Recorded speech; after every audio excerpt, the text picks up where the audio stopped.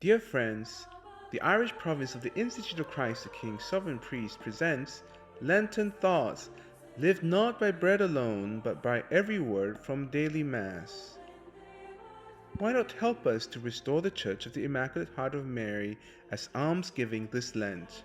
Go to this link. Thank you for your generosity. Friday of the third week of Lent, all for you. Behold, Jesus is tired and thirsty, and he is seated at the well. Listen to his conversation with the Samaritan woman. For the rest of Lent, we will hear only the voice of St. John, who will take us into the suffering soul of Jesus. The theme of the Passion will become more pronounced each day. Christ sits down, tired and thirsty, at Jacob's well. He seems to be resting, but in reality, he is waiting for the Samaritan woman. He made the tiring journey on foot in the heat of the desert sun with the kind purpose to meet this poor sinner. In his fatigue and thirst, he encounters our soul, and he asks for a drop of water.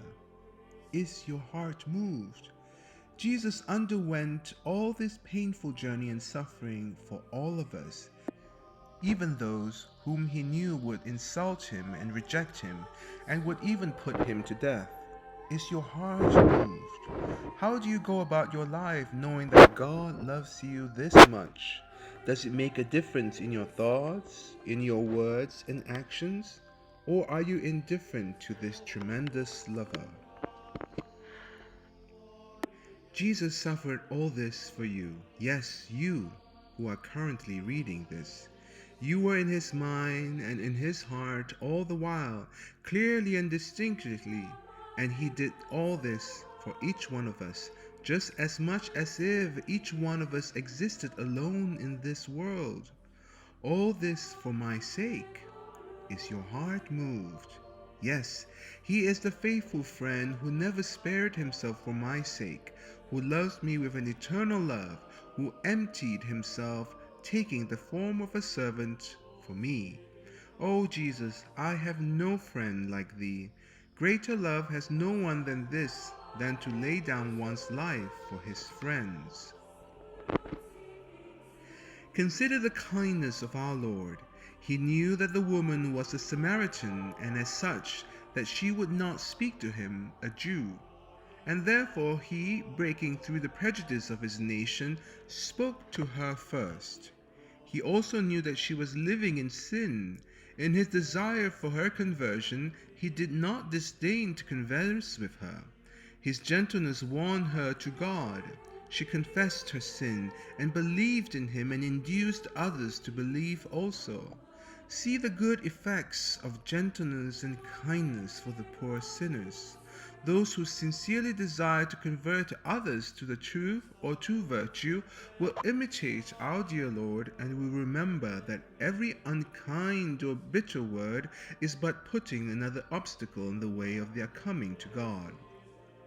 Jesus has gone through unimaginable sufferings to save us, and he did it out of pure love, and he thirsts. He thirsts for our love. Do I love the Lord my God with all my heart, and with all my soul, and with all my mind? Do I give my heart to him by being devout in the least of things which he expects of me? Yes, like Jesus, I need to learn to go through the trouble to be kind and gentle to my neighbor, especially those who do not agree with my faith. Jesus, aid me by thy grace. From the 11th to the 19th of March, join us for the Novena to Saint Joseph.